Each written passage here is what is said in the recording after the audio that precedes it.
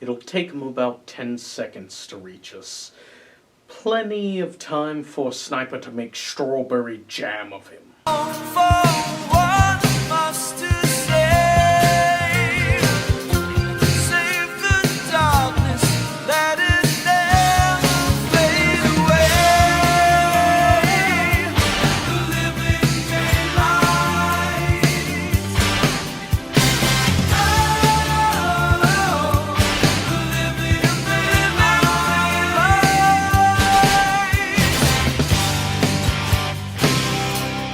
Hello everyone, welcome back to The Real Screen Time. I'm Andrew Thomas. I'm here with fellow Bond Christopher Johnson. Hello everyone. And now we're to the second Bond, and the second short-lived Bond, Timothy Dalton.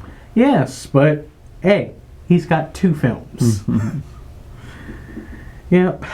We're now discussing the first one of 2, and the one, weirdly enough, is actually Dalton's favorite? Yeah. The Living Daylights. Well, let me get into the overview. Yes. The Living Daylights is a 1987 spy film based on the short story of the same name written by Ian Fleming. The film was the last film to use a title of an Ian Fleming story until the 2006 film Casino Royale.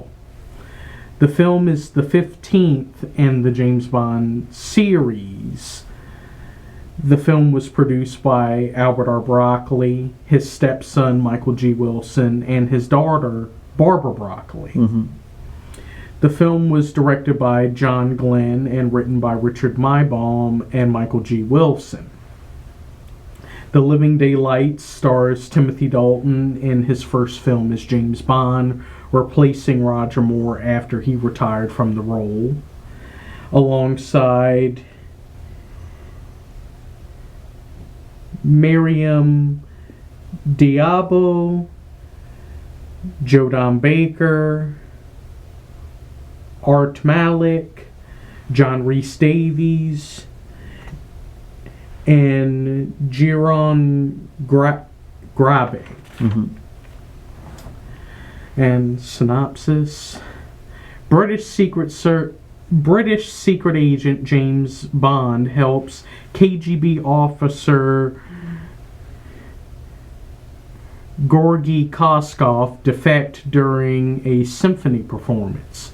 During his debriefing, Koskov reveals that a policy of assassinating defectors has been instated by new KGB head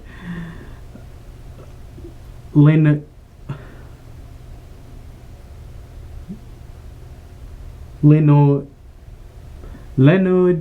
Pushkin.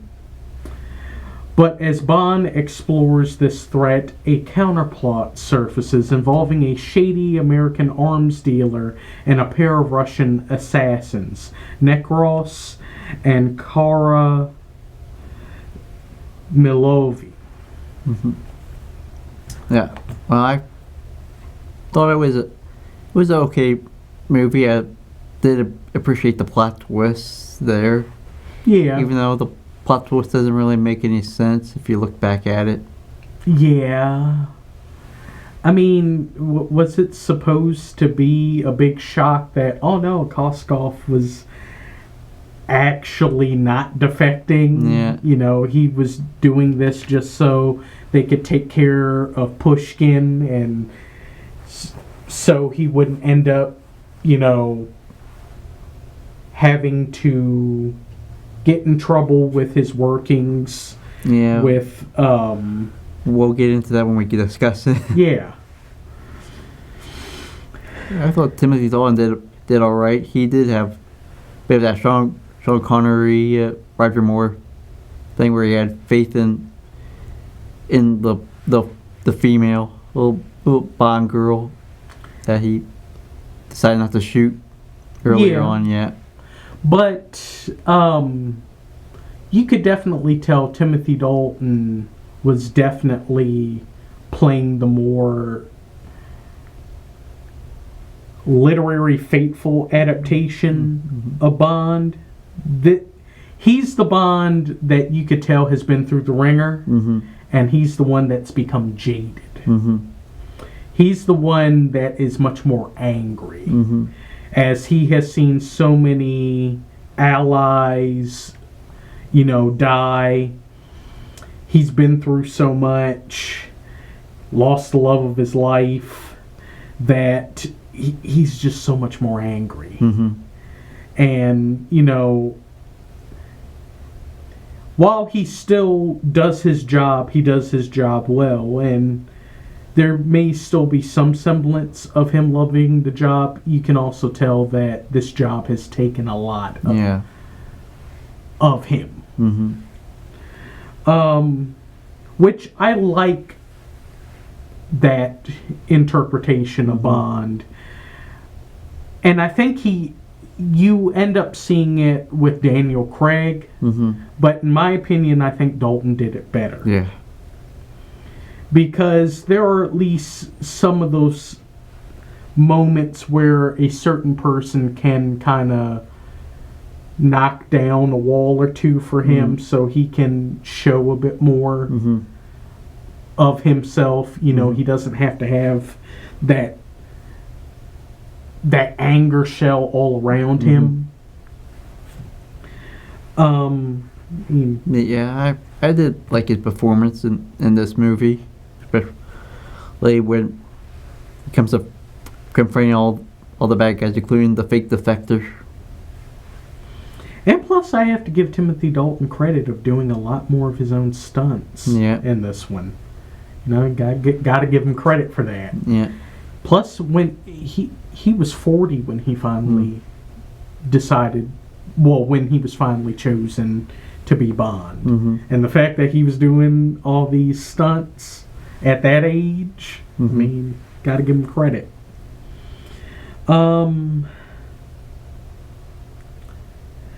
Now,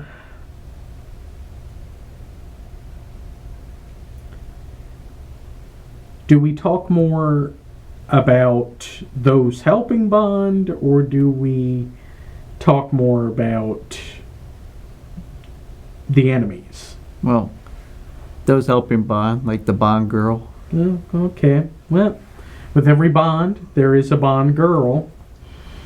And Cara Milovi, played by Miriam Diabo. Yeah. Poor girl who gets played. Yeah.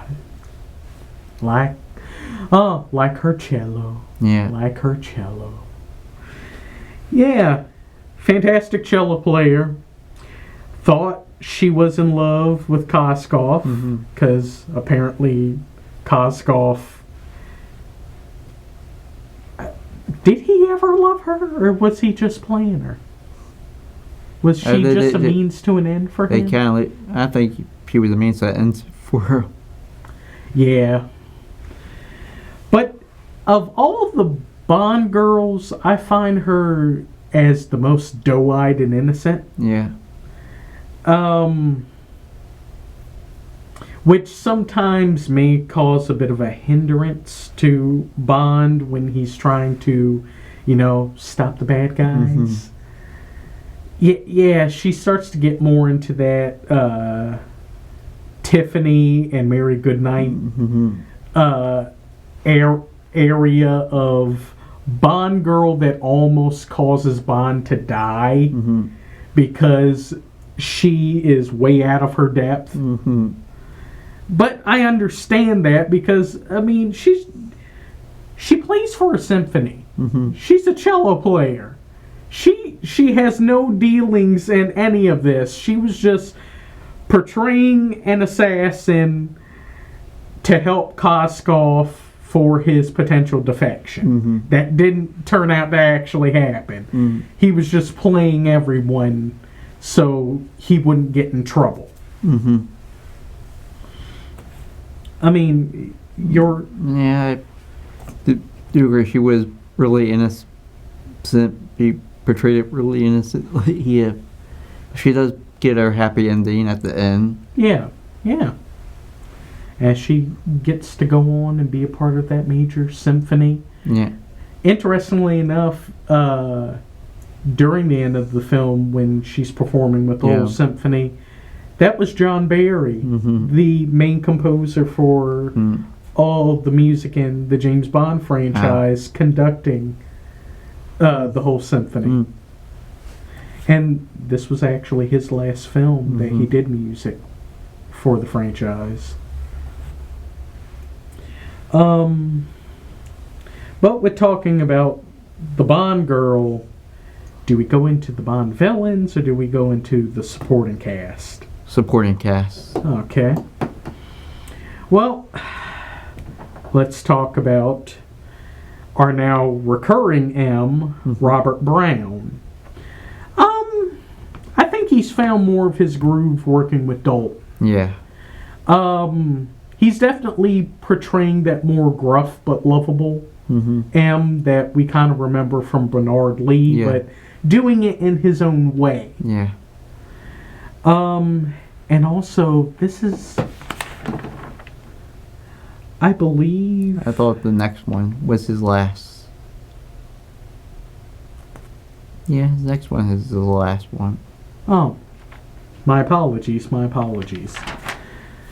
But it was nice to see Robert Brown for what we got to see of him. We got to see, obviously, Desmond Llewellyn as Q. And I think this was the film where he had the most fun with working in Q Branch. Because, of course, he gives Bond his gadgets of the smoke bomb, plus actual bomb keychain that is whistle activated. And he also gives Bond a universal master key. A key that can literally open any lock. Good Lord. And of course also the Aston Martin. Yeah. Love seeing the Aston Martin. But we also get to see Q working on a couple other gadgets that I think are absolutely amazing and hilarious. The Ghetto Blaster. Yeah, big radio that turns into a rocket launcher. And also the Trap Couch. Yeah, one of the Q Branch members just lies on this couch. Oh no! He's trapped! And then Q just sits down on it. Did they ever get that guy out of the couch? Hope so. We just saw that man get entrapped in a couch. I hope he got out. But this isn't the first time, potentially, some members of Q Branch didn't make it out unscathed based on all the stuff they work on. But it was great to see Q Branch in action. It had been some time since we had seen, the branch working on a lot of stuff. I mean, your thoughts? I did enjoy that contraption for the most. And, of course, we have to acknowledge our new Miss Moneypenny, played by Caroline Bliss. I thought she had a good hot librarian type with her glasses, Yeah, she was playing much more of the adorable librarian that has the hots for Bond. Yeah. I mean, she wanted him to come over and listen to her Barry Manilow collection. Why Barry Manilow? Why? I mean, Copacabana's okay, but, really? Oh, Mandy.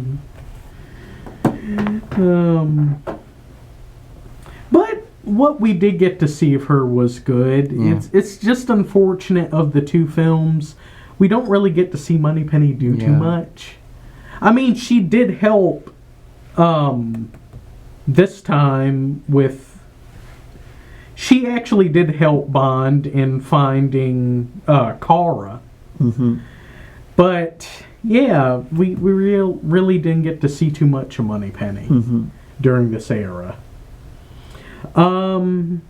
We, of course, get to see Jeffrey Keane again as Frederick Gray. Yeah. Which is great. And I feel bad for him because he was there when the whole thing with Koskov being fake kidnapped, only, he didn't defect, so now he, massive egg on Gray's face. I feel bad for him. Yeah. He looks like a laughingstock in the whole community. And we get another Felix Leiter in John Terry. Not really much to say about this version of Felix. Yeah. He's just there. Yeah. Watching over Bond. Yeah. I mean, giving him a little bit of support, but he doesn't really do too much this go around. I mean, you bring back Felix only for him to not do anything. Yeah. But another ally that actually does quite a bit, and I feel bad for him in the end, is Saunders, played by Thomas Wheatley. Although he's a jerk ass. At first. Yeah. Yeah, at first, he's one of those stuffy individuals that butts heads with Bond, but later on you actually see them have a bit of a camaraderie, which makes it all sadder when he gets killed by Necros. Yeah, and that was sad. It really was sad. And thus, I think that probably caused a whole lot more people to be afraid of automatic doors. Yeah. That man got murdered by an automatic door. But with talking about the allies, why don't we get into the enemies? Okay. Starting with Jeroen Krabbe as General Koskov. Gorgy Koskov. Yeah. I swear to God. We thought he was an ally, but he turned out to be the most dastardly of enemies. Yeah, making the most convoluted escape plans for having one of his allies not come out. This man went through 2 convoluted plots to get away from the KGB, only to go back to the KGB. Yeah, was it really necessary? He put more target on his self if he didn't have to do all the convoluted stuff. But, I mean, he was trying to do this so he could put the target on Pushkin's head, which... I mean, yeah, convoluted, but, I mean, it did work out for him for a while. Yeah. And apparently he was doing this because he was having dealings with the other major villain, Brad Whitaker, played by Joe Don Baker. Yeah, our very few American villains. Yeah, and actually he's a recurring actor. Yeah. Brad Whitaker, absolute poser. You know, he sees himself as this great military mind, but he got kicked out of the military because he wasn't good enough. And he also cheated. So, but yet he sees himself as this great military mind, to the point that he has wax sculptures of himself as every great military general all throughout his house, and he has all these different models so he can reenact certain battles and wars, but how he would do it. Weirdo. But apparently he's working with Koskov because he's in the drug trade? You're a military man, but yet you're selling opium. Okay, interesting. And you're also selling You're also an arms dealer. I get that, but why are you also selling drugs? I guess if you're in one field of organized crime, I guess work in the other. Of the two, I do like Koskov more than Whitaker. because, Koskov is the true brains of the whole operation. But I do have to give the fight Whitaker has with Bond, the straight up gunfight that he has, it is pretty good, but I would think it should have been Koskov instead of Whitaker. I don't know. I mean, your thoughts on Koskov and Whitaker? Yeah, because Koskov played much more of a bigger part than Whitaker did. You don't get to see Whitaker till like midway through after his supposed kidnapping. Yeah. Makes a whole lot more sense. I mean, he's the one that is growing and distributing the opium. He's the one that's trying to get Pushkin taken out because, oh no, he's been found out of doing illegal activity. And of course money laundering as well. So yeah, he's the bigger threat, but yet all he does is get arrested and potentially faces assassination by the KGB, while Whitaker gets to have the final climactic fight against Bond. Yeah. I don't know.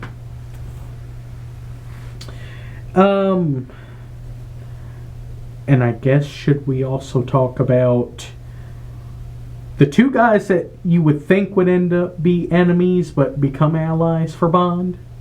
Yeah. Starting with John Rhys Davies as General Leonid Pushkin. I really liked him in this role. He, especially when he looks like he's going to be the bad guy, he just ends up being the ally. Yeah. He has no... And he also puts Whitaker in his place when they first meet. Yeah. And plus, you got to give this man credit of faking his own death in such a unique way. And then he finally gets to be the one to, let Koskov know you're going back home in a diplomatic bag. Which makes me wonder, what did they do to Koskov? Killed him. But how? I wonder how. Yeah. I mean, did he make it back home alive, or did they kill him on the spot there? I can see them killing him on the spot there. Yeah, because it seems like he's going back in a body bag. Yeah.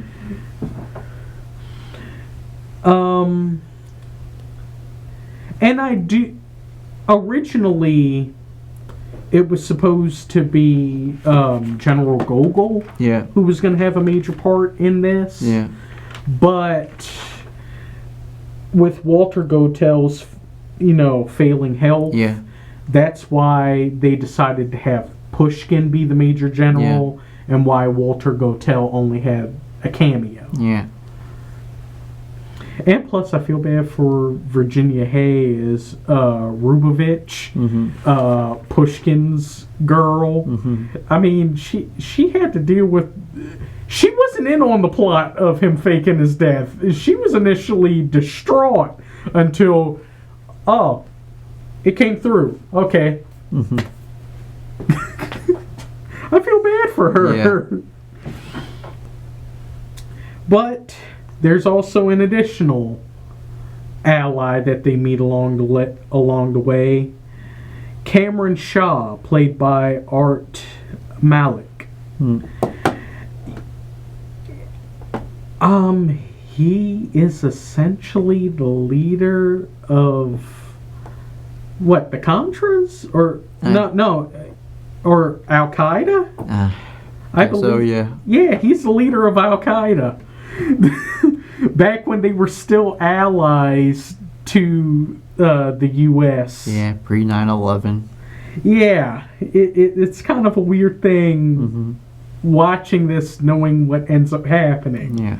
But he's a cool guy, He definitely helps Bond during big climax, you know, with stopping the opium and having his big fight with Necros. Yeah, and don't forget Necros, the big and the henchman, the big villain henchman.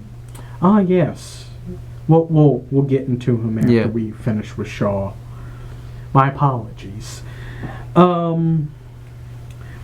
yeah, Shaw was cool, and I do find it interesting that they went with a much more neutral ground when it came to his sect of Al Qaeda, Mm-hmm. because while they were stopping, you know, the KGB and things like that, at the same time, they also showed that they were a bit rough and gruff and didn't mind potentially hurting the innocent. Yeah. So I do find that interesting. Mm-hmm. But I liked Cameron Shaw. Yeah. I mean, Yeah, I like them too. but we have to give a major round of applause to quite possibly the most dastardly of all villains in this, Necros, played by Andreas Wissowiski. Mm-hmm. Necros is quite possibly one of the best henchmen ever. Mm-hmm. He's up there with guys like Red Grant, Oddjob, and Yeah. Jaws. This dude is a master at what he does. I mean, he's able to assume different people's identities, master at so many forms of combat and taking out people. Dude is really good. Mm-hmm. And apparently he's also another one of those individuals that caused people to figure out what their sexuality was. Yeah, apparently some people found out they were gay seeing him. Mm-hmm. Weird.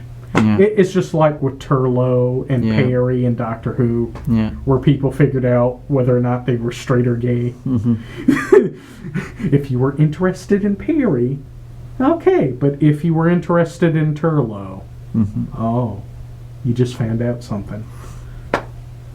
But Necros was awesome, Mm-hmm. and I really enjoyed the big fight he had with Bond in midair on a plane while they're struggling on a whole bag of opium. Mm-hmm. I mean, your thoughts on Necros? Yeah, I thought he was badass, but along with helping the over convoluted, Plot that Yeah. Koskov made. yeah, with breaking him out. I mean, this man played a milkman. He played another. What, did he assume the identity of another agent? Yeah. Just to be the guy that helps, that then becomes an EMT to help Koskov escape? Yeah. Weird. By knocking him out. Well, he had to make it look, convincing. Mm-hmm. But I guess we get more into the good. Yes. For how convoluted it was, the plot was good. And plus, it was cool to see Bond and Kara travel through all these different places. Yeah. Especially when they were when they were in Russia during winter, and that whole chase with Aston Martin. Mm-hmm. Fantastic. Everyone's acting was definitely on point, but you got to give it up for Timothy Dalton and Jerome Krabbe. Mm-hmm. Like I said, I really like this portrayal of Bond by Dalton, and the fact that he was willing to go the more route of being the true literary Bond. Yeah. And Koskov was truly a very charismatic individual. Very good villain. I kind of see this whole situation a lot like how things were in Octopussy. Yeah. Where he is Louis Jourdan, while Jodan Baker is more Steven Bernkoff. Yeah. I mean, your thoughts on the plot and the acting? It was fine. I said Timothy Dalton was a lot better compared to Georgia Lazenby's acting on that part. Well, you're dealing with a master thespian here. Yeah. Like I said, the gadgets were great, all of them. Though it did break my heart to see the Aston Martin blow up. Oh God, that broke my heart. I mean, first we have to deal with Roger Moore's car being blown up. Now we got to see the even more iconic car blow up. All the fighting was absolutely fantastic. Whether it was the gunfight with Whitaker, the fight with Necros, everything. When the big intro where it's that that training exercise for all the MI6 agents, only for it to turn out that some of them are actually legitimately getting killed by the KGB. But that was also awesome, and the fact Dalton did his own stunts for that.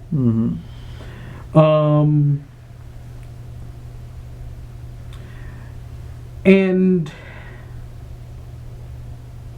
the fact that Bond had got to have more important and physical conflicts with the villains was also great. You know, though it would have been, like I said, it would have been cool if he had had that final confrontation with Koskov instead of Whitaker. Especially since the fight between Bond and Whitaker, that is literally the first time Bond meets Whitaker. In the whole freaking film. That's the first time he meets him. So, meets him, witty banter, I fooled your plan on the opium, gunfight. Okay, the escalation of things, that was pretty fast. I would have liked to have seen maybe at least a small scene of him meeting Whitaker before a major fight. This is how it usually works with all the villains. Though then again, did Roger Moore only have one interaction with Steven Bernkoff's character before Bernkoff gets killed in Octopussy? Probably. It's been a while. Yeah, it's been a while. See, sometimes two villains work, sometimes it doesn't. Yeah. I don't know.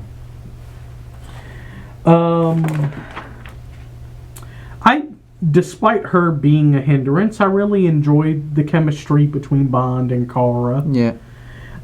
She was definitely the one that was, chipping away at the walls for Bond. And, was actually able to make him a little bit happy. Yeah. Oh no, this is true. This is the last time we see M's office. Yeah. This is the last time we see M's office in the MI6 headquarters. The classic office. We would not see this office until the end of Skyfall during the Daniel Craig era. I mean, we practically went through nearly a couple decades without that office. That breaks my heart. But another really good thing is the theme song for the film. Mm-hmm. The Living Daylights performed by Aha. Mm-hmm. Yes, everyone that definitely knows Aha. Take on me, take me on, I'll be gone in a day or two. Yeah, they're not a one-hit wonder. Yeah, everybody knows Take On Me, but a lot of people forget how great of a song The Living Daylights is. It really is good. Yeah. Despite the fact that, just like with Duran Duran, they were butting heads with John Barry because he didn't like the newfangled new wave music. Yeah. But we got a great song out of it. Yeah. I mean... Yeah, I did like the theme song. Now, with the bad, unfortunately, Aston Martin blowing up, and last time seeing M's office, those are really the only major gripes I have with the film. Plus a bit how convoluted the that goes with the what? Well, how convoluted the whole plan was, and how in God's name did Koskov survive that crash into that plane while he was driving that Jeep? That Jeep bursted into flames, absolutely exploded, and he got out with only minor injuries. He was still in that Jeep when it crashed, and it immediately bursted into flames. How did he survive? How? Explain. Explain, movie. But anyway, the scores. Alright. I give this an 8 out of 10. Oh, okay. Like, I liked everything except for the convoluted plot. Yeah. Like that. Like, I really liked Timothy Dalton's first outing. He did a really good job there. Although the Bond girl was a little flat too, so that's why I give it an 8 out of 10. For me, usually I would give the introductory Bond movie a 7.5, but I'm gonna have to agree with you. I gotta give it an 8. It actually is a really good film. I just feel as though that his upcoming film is the superior one, because that is the one where they wrote the story to cater much more to Timothy Dalton's strengths as an actor. What they did give him here was still good, but you could still feel there were some semblance of Roger Moore still there. You know, it wasn't entirely catered to Dalton yet. Yeah. But if you disagree with us, go find us on Facebook, The Real Screen Team. Where else? You can also find us on Instagram, Reddit, and TikTok.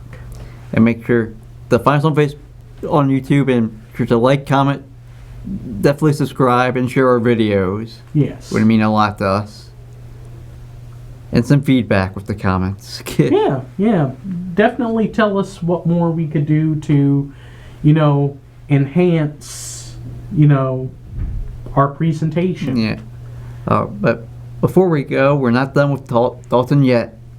Yeah. We finally get to talk about quite possibly one of the best James Bond films ever, License to Kill. Want to roll us out? Oh, sure.